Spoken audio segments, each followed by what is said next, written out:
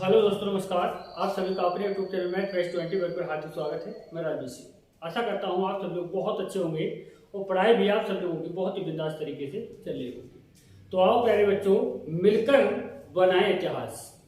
तो देखिए, मैं आप लोगों के लिए बता दूं कि प्रॉफिट एंड लॉस की वीडियो देने वाला हूं और इससे पहले मैं आप लोगों के लिए 3 वीडियो दे चुका हूं। यदि आप लोगों ने इससे पहले वाली जो 3 वीडियो हैं अगर आपने नहीं देखी हैं तो कृपया करके सभी लोग देख लें।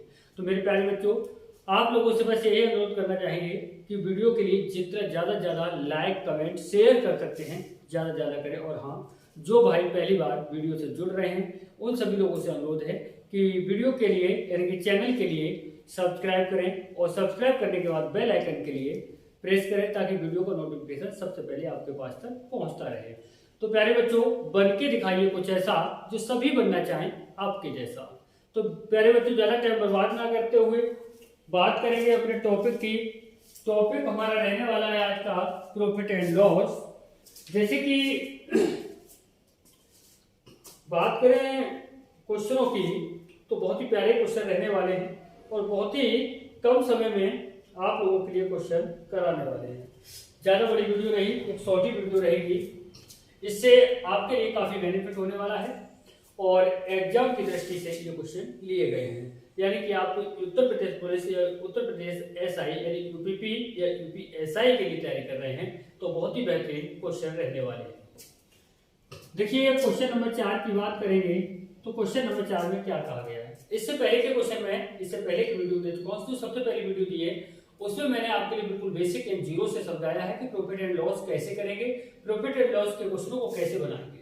अगर बात करें उसके दूसरे नंबर की वीडियो, उसमें भी बेसिक मैंने समझाया है।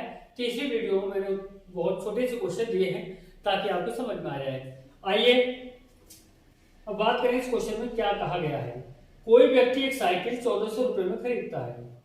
अरे भैया, सीपी यानी खरीदने का मतलब हुआ सीपी। कितने रुपए में? 1400 रुपए में खरीद लिया। 1400 रुपए में खरीदता है और उसे 15% की हानि पर बेच देता है, यानी कि लॉस पर। कितने पर? 15% के लॉस पर बेच देता है, 15% की हानि पर बेच देता है। उस साइकिल का विक्रय मूल्य क्या है? तो मैं आपको समझा चुका हूं। अगर आपने पहली वीडियो को अगर देखा है तो निश्चित गारंटी के साथ कहता हूं ऐसे क्वेश्चन कभी गलत नहीं होंगे, आपसे सेकंड में कर पाएंगे।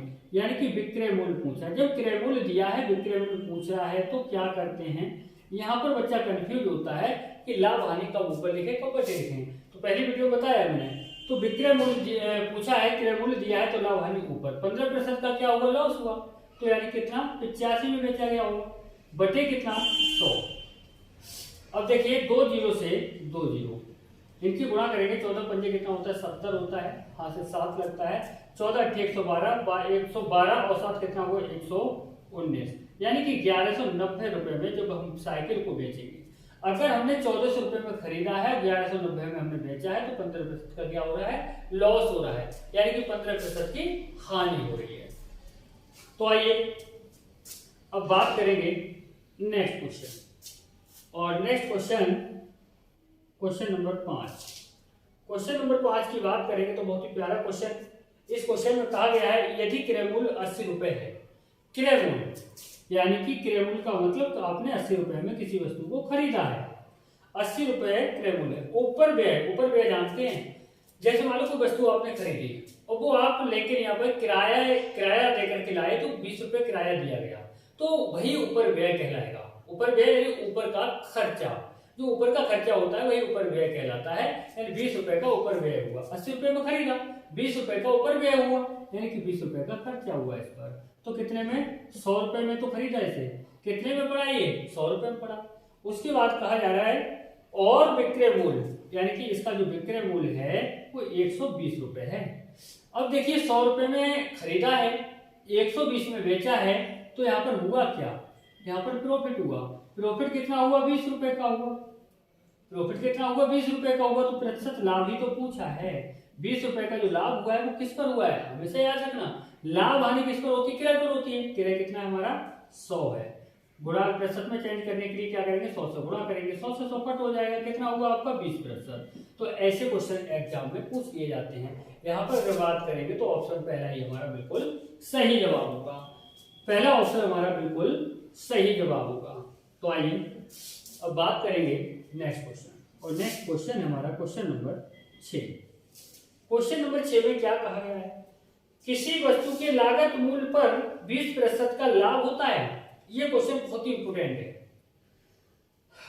किसी वस्तु के लागत मूल्य पर 20% का लाभ होता है, बिक्री मूल्य पर लाभ का प्रतिशत क्या होगा। यहाँ पर कह रहा है जो प्रतिशत लाभ होगा पूछा जा रहा है, वो किस पर पूछा जा रहा है, आपका बिक्री मूल्य पर पूछा जा रहा है, यानी कि बिक्री मूल्य पर पूछा जा रहा है। तो देखिए ध्यान दीजिए, जो 20% दिया है ना आपको, इसको चेंज करेंगे भिन्न में, यानी कि फ्रैक्शन में चेंज करेंगे। 20% हटाते तो बटे कितना आता है 100, 20 एकम 20 होता है, 20 पंजे 100 होता है।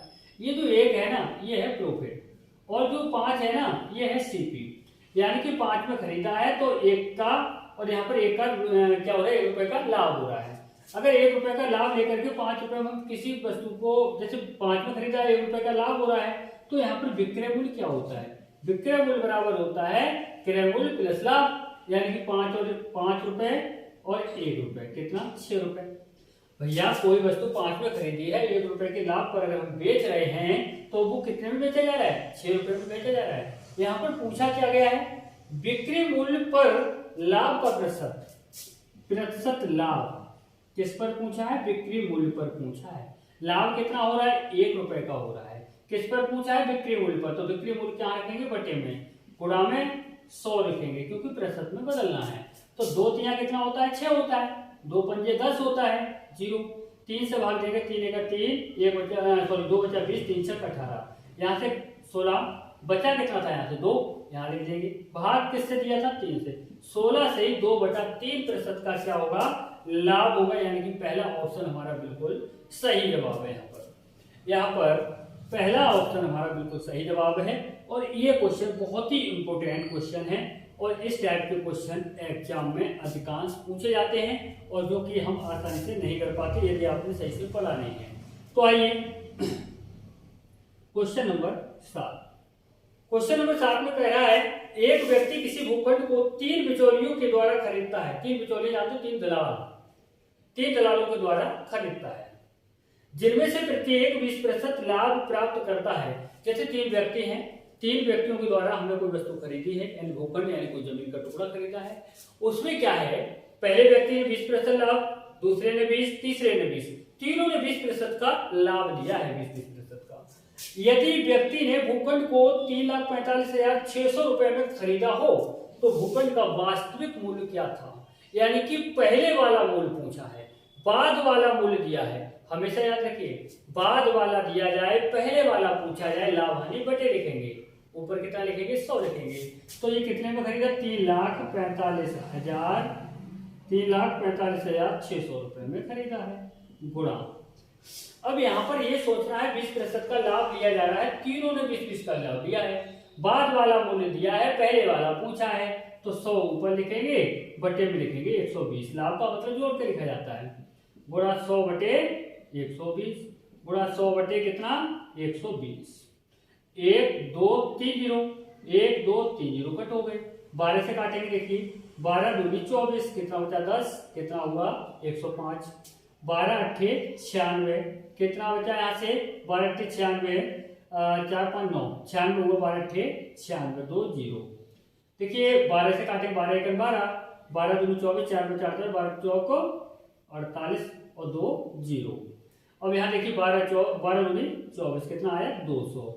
अब 200 की गुणा 100 में, और 100 की गुणा और 10 में, तो 2 1 2 हो जाएगा, 2 0 2 0 2 0 और 1 0, 1 और 2 3 और 2 कितना हुआ 5 0, 1 2 3 4 5 0, कितना हुआ 2 लाख रुपए।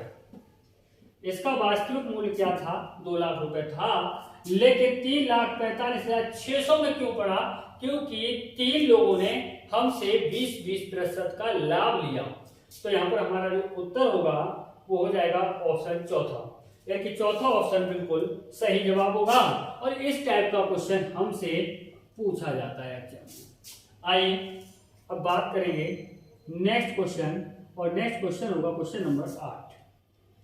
इसमें कहा गया है, किसी व्यक्ति ने एक पुरानी टाइप मशीन 1200 रुपए में खरीदी, यानी कि सीपी जो है इसका 1200 रुपए है, 1200 रुपए में खरीदा और उसकी मरम्मत पर 200 रुपए व्यय किए। अब इसकी मरम्मत पर 200 रुपए जो व्यय किए हैं, तो यहाँ पर सोचिए, अगर कोई वस्तु आप 1200 रुपए में खरीद रहे हैं, 200 रुपए आपने मरम्मत पर लगा दिए, उसके बावजूद भी आपसे पूछा जाए आपने कितने में खरीदा, तो 1200 रुपए बताएंगे क्या? नहीं बताएंगे ना।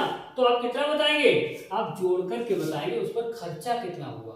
खर्चा 200 रुपए का हुआ, तो ये 1400 रुपए का पड़ा। ये मशीन टैप रिकॉर्डर जो मशीन है वो कितने की पड़ी? 1400 रुपए की। तो हम क्रय मूल्य कितना बताएंगे? 1400 रुपए। इसको बेचा कितने में गया है? यहाँ पर कहा गया उसने उसे 1680 रुपए में बेचा। कितने रुपए में? 1680 रुपए में बेचा। उसका लाभ प्रतिशत क्या है? जब वो 1400 रुपए में खरीदा, 1680 रुपए में, सॉरी 1400 रुपए में खरीदा, 1680 रुपए में बेचा, तो क्या हुआ? लाभ हुआ। कितना हुआ ये निकालना। देखिए प्रॉफिट हुआ कितने का? 280 रुपए का। हमसे पूछा क्या गया है? प्रतिशत लाभ बराबर, तो लाभ हुआ ऊपर लिखेंगे, बटे में लिखेंगे किस पर हुआ? 1400 रुपए, इंक्रीमेंट पर, गुणा कितना प्रतिशत में बदलने के लिए? 100। 2 जीरो से 2 जीरो कट गया, 14 दूनी कितना हुआ? 28 हुआ। कितना आया हमारा? 20%। यहाँ पर क्या हुआ? 20% का लाभ हुआ। यानी कि बात करेंगे तो ऑप्शन पहला हमारा बिल्कुल सही जवाब होगा। बिल्कुल सही जवाब पहला ऑप्शन होगा। तो प्यारे बच्चों, मेहनत करते रहिए और जुड़े रहिए और जोड़ते रहिए, संघर्ष करते रहिए। जब तक संघर्ष नहीं करेंगे सफलता नहीं मिलेगी। अब बड़ा टेढ़ी खीर होती जा रही है। अगर बात करेंगे कि किसी भी एग्जाम के लिए अगर आपने सोच रखा है कि ऐसे ही कम थोड़ा बहुत पढ़ेंगे और एग्जाम क्वालिफाई कर देंगे, तो ये सपना है आपका ना, तो ये सपना ही बन के रह जाएगा। तो मेरे प्यारे बच्चों, मैं आपसे फिर कहना चाहूंगा आप लोगों से कि मेहनत के साथ जुड़ जाइए। अगर मेहनत से पढ़ेंगे तो निश्चित सफलता मिलेगी। अगर आपने, देखिए पढ़ने का तरीका होता है, पढ़ने का तरीका होता है। आप लोगों का जो तरीका है थोड़ा शायद हो सकता है आपके लिए अच्छा लगता हो और बार बार एग्जाम क्वालिफाई करने से रह जाते हैं, तो इसका कारण क्या रहता है? तो देखिए इसका कारण यही रहता है कि आप लोगों ने केवल ये देख रखा है कि 2 महीने पहले ही वैकेंसी आई और 2 महीने पहले तैयारी करी। 2 महीने पहले मैं ये नहीं कह रहा हूँ कि आप मुझसे तैयारी कर रहे हैं, किसी और से, कहीं भी तैयारी कर रहे हैं आप, XYZ कहीं भी अगर आप तैयारी कर रहे हैं, तो निश्चित मानिए इस बात के लिए कि आप बेहतर तैयारी नहीं कर पा रहे कि 2 महीने में कोई भी तैयारी करके और एग्जाम क्वालिफाई करे। ये असंभव हो चुका है, ये संभव नहीं है। आपके लिए क्या करना है? बेटर बनाना है उन सब्जेक्टों के लिए जो आपके कमजोर हैं। जिस दिन आप अपनी कमजोरी पकड़ लेंगे, और आपकी कमजोरी आपसे बेहतर कोई नहीं जान सकता है, आपकी कमजोरी मैं भी नहीं जान सकता, कोई भी नहीं जान सकता। जो कमजोरी आपके अंदर है वो सबसे बेहतर तरीके से आप स्वयं जान सकते हैं। तो मेरे प्यारे बच्चों, मेहनत करिए, सपना साकार होगा। मेहनत करिए, सपना साकार होगा, 100% होगा। इसे कोई नहीं रोक सकता है। देखिए जब आपका दोस्त पास हो जाता है और आप फेल हो जाते हैं, तो आपका दोस्त जानबूझकर, यानी उसे पता है कि वो फेल हो चुका, उसके बावजूद भी कॉल करके पूछता है कि बताइए भाई क्या हुआ आपका? तो आप कहते हैं कि भाई मैं फेल हो गया। तो वो आपसे आपका दुख नहीं बांट रहा है, वो आपके लिए चिढ़ा रहा है, वो आपके लिए दुखी करना चाह रहा है, आपको दिखाना, नीचा दिखाना चाह रहा है कि देखिए मैंने क्वालिफाई कर दिया और आप क्वालिफाई नहीं कर पाए। तो मेरे प्यारे बच्चों, मेहनत करते रहिए। मेहनत नहीं करेंगे तब तक कुछ नहीं होगा। मेहनत से पढ़ते रहिए, क्वालिफाई एग्जाम 100% होगा। तो प्यारे बच्चों, मिलेंगे नेक्स्ट वीडियो के साथ। जय हिंद, जय भारत।